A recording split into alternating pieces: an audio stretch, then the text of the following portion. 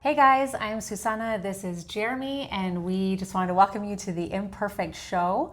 This is where Jeremy and I are just going to talk about couple things, family things, life things, really from the perspective of imperfect people living in an imperfect world. And this is something that we've talked about a lot, just in the life that we have and our family and trying to do life. And we've talked a lot about this, trying to just be imperfect people living in this world. Yeah, it's a difficult world. And one of the bad habits I think most of us have is that we believe that other people have it figured out, and we don't have it figured out. And this is the reason that we've been talking about this as we raise kids. We have 2 young adult children, and then we have younger children. So we've got 4 kids, kind of different ends of the spectrum. And as parents, this is a big area for this. We look at other people who are parenting, they're raising their kids, and we know the mess that we sometimes have in our own house and trying to do our best. And we've got good kids, but they're kids, and we're parents who are just trying to figure things out. And yet we look at other people and say, well, they've got it all figured out. Well, the reality is none of us are perfect. That's not the goal, it's not the desire, but it's just a reality. And that's true not only with in parenting, that's where kind of we live, but in our relationships, in our marriage relationship, we have struggles. Everyone has struggles, and yet we often feel like we're the only ones that are struggling. When that's really just not true. And so this idea of being imperfect, not that we desire that, but it's okay because that's how we are. Yeah, and we've talked a lot about just having the desire to just be more transparent with other people about maybe even what we personally have gone through. We've kind of talked about some of that in the past. But just the necessity of us being able to share that with other people and sharing that with each other, and just kind of being more open with other people about struggles and not just making it look like maybe we have it all together. Or looking at other people and think, wow, why can't we be like that because they look like they have it all together. Yeah. So the goal of this time in this show would be to do that, to be transparent, but not just us dumping our stuff on whoever would watch. But really just kind of having the relationship where we understand we're all going through life together. I said this speaking somewhere else last week, that often when we look at other people, what we see is their highlight reel. I don't know who said that originally. I've stolen that. But we are looking at their highlight reel, right? This is the very best that they have. And when we look at ourselves, we're seeing the blooper reel. We know the mess. And so that comparison thing is really, really dangerous, and it causes problems. Everywhere you can, imagine it, in your job, in your parenting, in your relationships, at church, we go to church, and that's the one place that people do their very best to look as good as they possibly can. And I've been told, a lot of times over the years, no one knows what it's like to be me. No one here understands what I'm going through. Everyone else has it figured out, when really 90% of the people in that room are struggling with many of the same things. And it just has to be okay. Again, that's not the goal, but it has to be okay to not be perfect. And a big part of that is us flipping the thing upside down and understanding everyone is struggling with stuff. There's no one who's perfect. And whoever it is in your mind that you think they've got it all figured out, hopefully they've got some good things figured out, but they're struggling in some areas too. And that's just important to keep in mind. This comparison game kills us. Yeah, I think it does too. And social media, I feel like, has so much to do with that. I kind of have seen maybe a shift recently on Facebook of people that are a little bit more, show pictures of their messy house and just maybe of like struggles that they're having with their kids. So I think we can go a little bit overboard on the other side too. But I feel like there is definitely should be a balance there of, it's so easy to kind of scroll through pictures on Facebook or Instagram or, whatever social media venue you use. It can be so easy to look at people, other videos and their pictures, and just see how perfect maybe their life might seem, and it can be really discouraging comparing yourself to other people like that, other people's just life in general, maybe lifestyle, and it could really be really damaging. Yeah, the flip side of that is what you just mentioned, that there's kind of this pendulum swing. So now I'm not perfect, you just need to deal with it, right? And that's not what we're talking about either, because that is still comparison. It's just comparison on the other side. It's, I'm a mess, I'm going to show you everything that's wrong with me.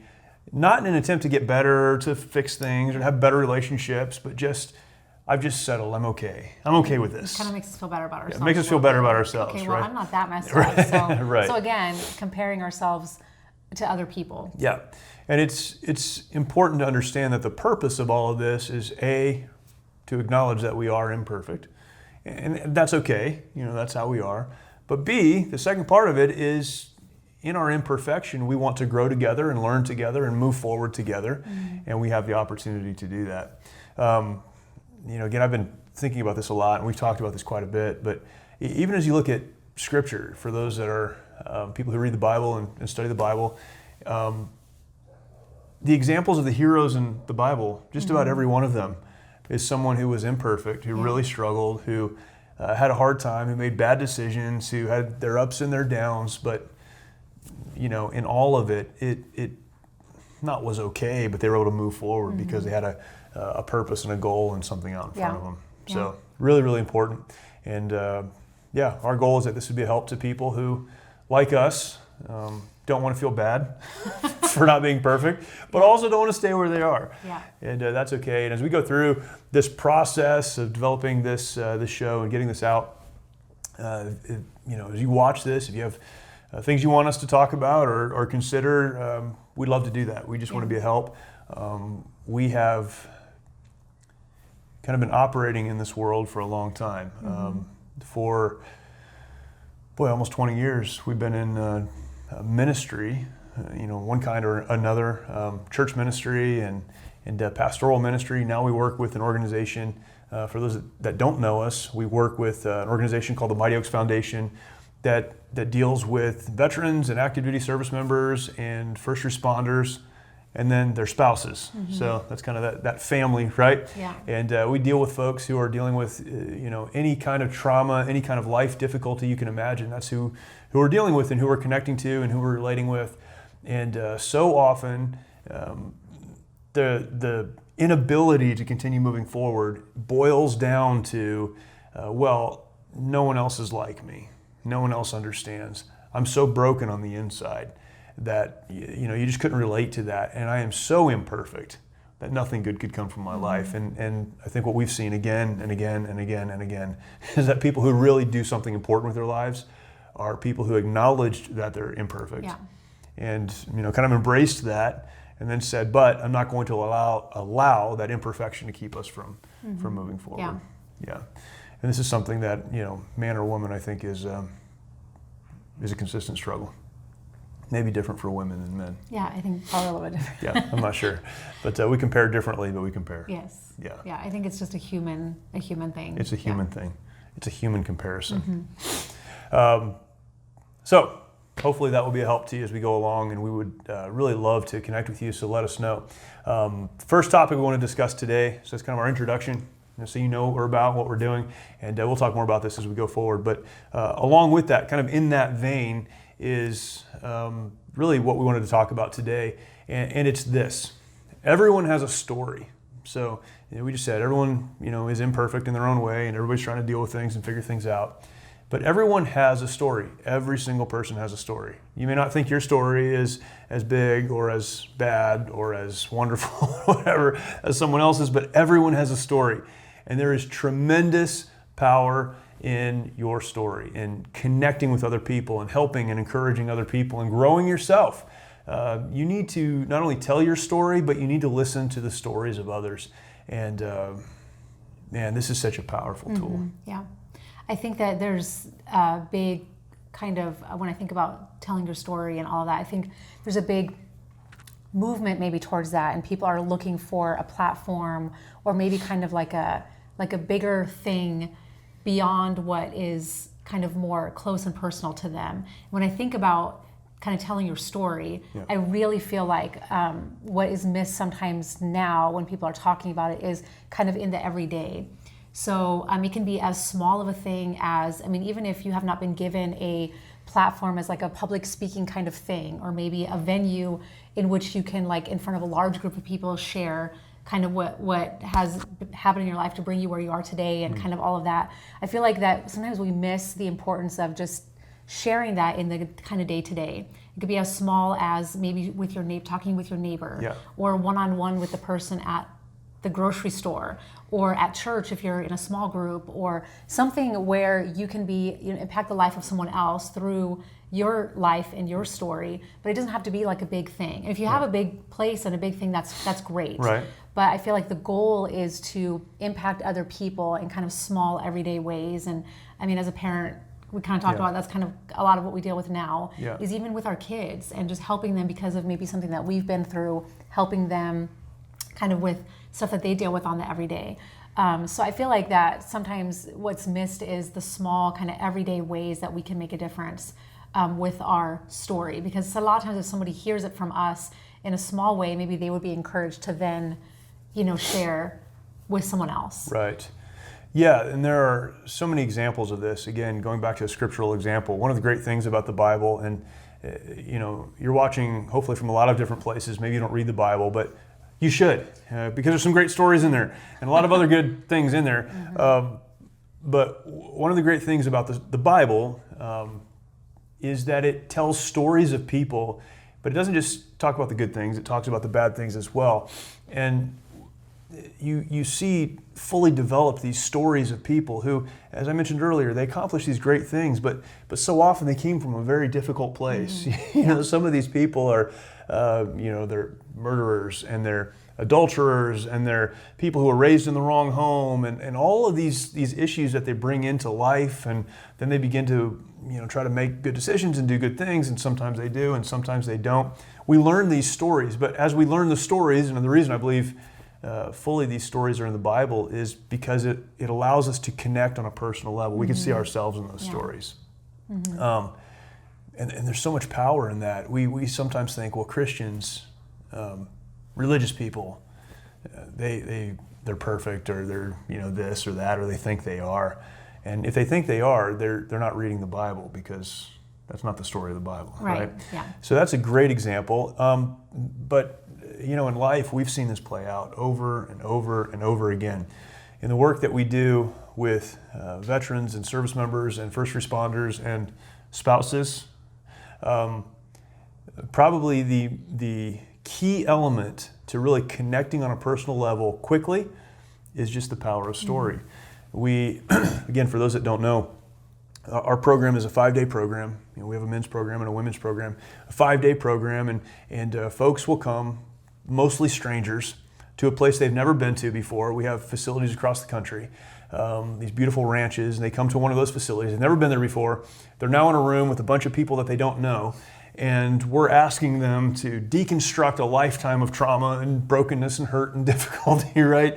And they're probably angry that they're there, but that's where they are. And people ask us all of the time, how do you get through to folks like that? And really, we start telling stories, but not other people's stories. We tell our own stories. Yeah. And in the men's program and the women's program, the format is the same. We start off by saying, someone needs to stand up and tell you that it's going to be okay, but not just because they want you to believe it's going to be okay, but they're going to tell you it's going to be okay, and then they're going to tell their story, where they came from and what they learned and how they started to move forward.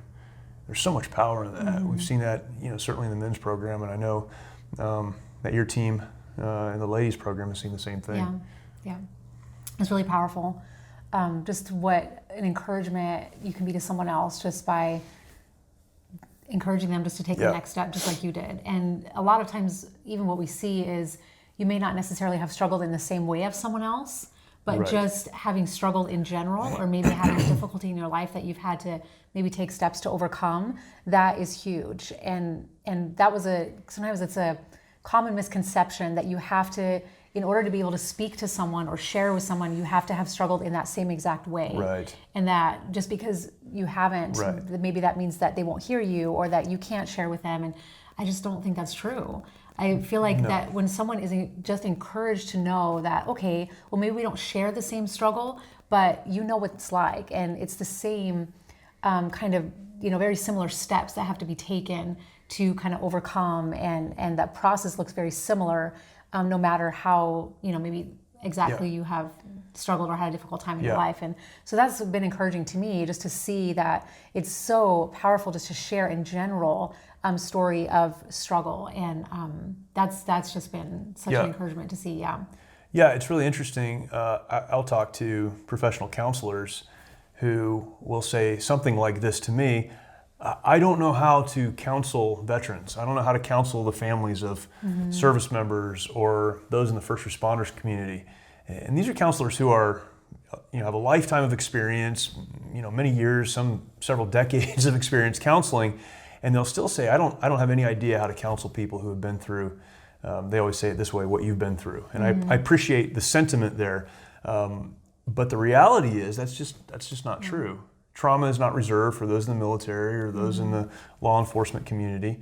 It's a human condition, and it's a human struggle. And what breaks through that barrier is someone saying, "I know where you've been because I've been there, and it's possible to move forward, and I want to take you there."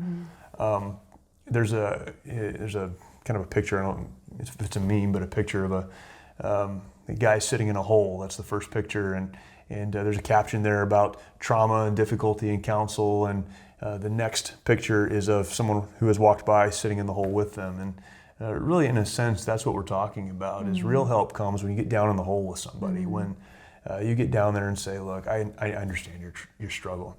Now, there is something to be said for, particularly in specific communities like the veterans community or others, to say, I've served the same way you are. I have experienced some of the same things, and it's going to be okay. Certainly that breaks some barriers. Yeah. But we never need to feel bad about our own struggle when telling our own story. Someone is going to connect to that. Right. We have some folks in our organization who have incredible stories, and certainly they connect. Well, it makes other people feel like, well, my story is just not big enough or strong enough.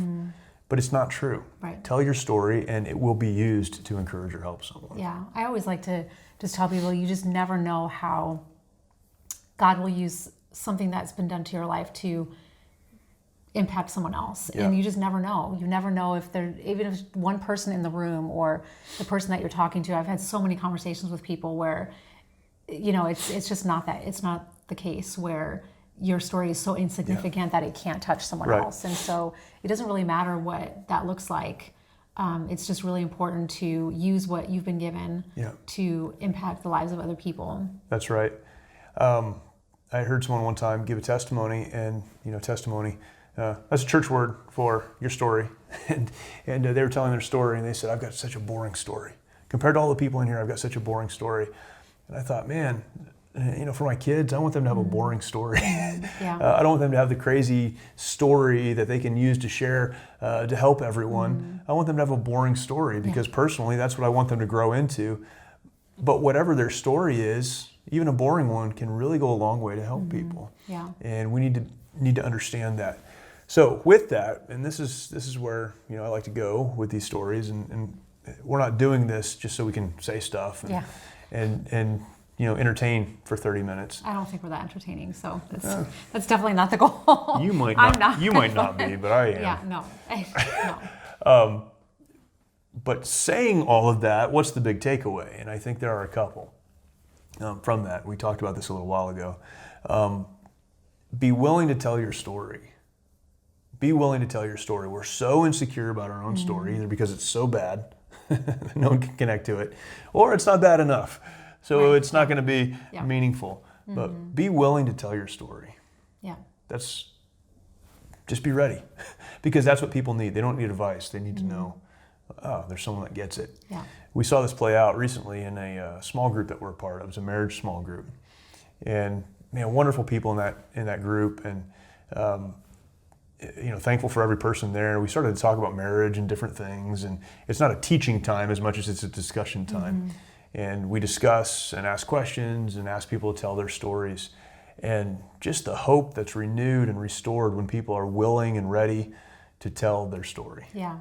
It really, I feel like, opens people's eyes to like, oh wow, like I'm not the only one dealing with this. Right. And just how encouraging, comforting it is just to know that there's other people that have been, or are maybe right now experiencing the same things you are, or maybe they're a little bit older and they've already kind of walked through some of that. And I think that's what's so cool about that class is that there's just such a mixture of people in there.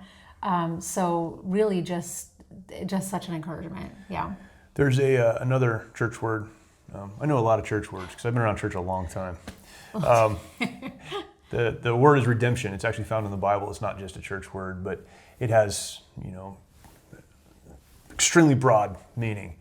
But that word redemption, it means to make valuable something that was once valueless. So kind of a wobbly definition, but that's what it means. If you look it up, redemption is to redeem, is to make valuable something that was once valueless. Mm-hmm. So you think about getting a coupon or a ticket, right? That the piece of paper that ticket's on, it really has no value.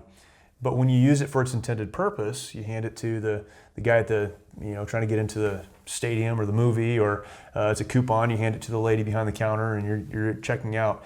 Now it has value. It has, maybe a lot of value, maybe a little bit, but it has value because you've redeemed it. And so it is with our stories. When we're ready to tell our story, it adds value or gives value to something that at one time had no value or had negative value. And so when we look at our lives, we need to say, how do I redeem my story? How do I redeem my past? How do I redeem what I've been through? How do I make valuable something that at one time had no value or, again, had negative value? By using that story to help other people. Mm-hmm. Be ready to tell your story. Man, if that's all we talked about, that would be enough, mm-hmm. right? Be ready to tell your story. The second part, though, is, this is where people get in trouble. Be ready to listen. Be ready to listen. Just in the same way that, we talk about being imperfect, so now people go, I'm imperfect. Look at all my mess. That's not the goal. The goal is to move forward. The idea of telling your story is to be helpful. Sometimes what you need to do is listen. Be ready to listen as well. When someone is willing to tell you their story, you need to be willing to listen to their mm-hmm. story. Don't make this about you, because none of this is about you. Mm-hmm. It shouldn't be if you're trying to help other people. Yeah. This is the piece that people miss so often because we like to hear ourselves talk. We like to tell other people, maybe, especially for someone maybe that has never shared about themselves before. And when I think about, telling your story, it could be anything, maybe one situation, one hard time maybe that you've had with your kids. Maybe it's just a period of like a few months that you struggled in an area of your life. And if you're sharing that with someone else, I feel like sometimes we like to hear ourselves talk, we like to share, and people are so ready to do that. And we've seen this when you talk about like the programs with Mighty Oaks. People are so ready, especially when they hear someone else, they're so ready to share what's going on with them, that sometimes we kind of lose that willingness to listen to what other people have to say. Or while they're sharing, we forget maybe something that we said, like, oh, I forgot this one part. And then it becomes all about us again. Right. And so that is really, really an important piece, because I think a lot of times that's missed. Yeah, be ready to talk, be ready to tell your story, but see it as something you're stewarding over. You're using it to help other people. Because then you're not trying to build a platform so that you can tell your story so people will look at you and tell you how amazing you are. Yeah. If people tell you how amazing you are, I mean, that's great and that's nice, but the goal is to help other people. So the other side of that is sometimes the most helpful thing you can do is say, I know where you are because I've been there, and that makes it okay for someone else to tell their story. Maybe they've never told their story before. Mm-hmm. And when you tell your story, you take something that's in the dark part of your brain that's rattling around and scaring you, you speak it, it kind of organizes those thoughts. As it comes out, you hear the stuff that sounds silly. You begin to identify things you need to let go or deal with or work through. Speaking that, telling your own story is incredibly important. But sometimes we're so, as you mentioned, we're so into telling our own story that we never get around to listening. Mm-hmm. And so we need to listen.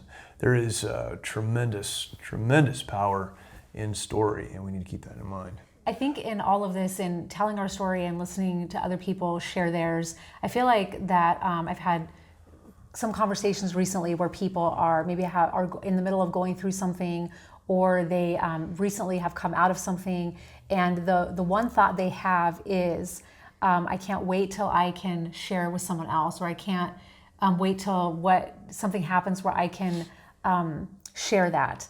I think that's a good thought to have, because I think we should have a willingness to maybe, like we've just talked about, sharing our story and all of that. But I feel like there is also something that first, before we do that, we need to kind of internalize what we've learned through that. Before we're able to really share, I feel like we need to know what we've learned from it. And there's always something that we can personally learn through something that we have struggled through before the step of sharing.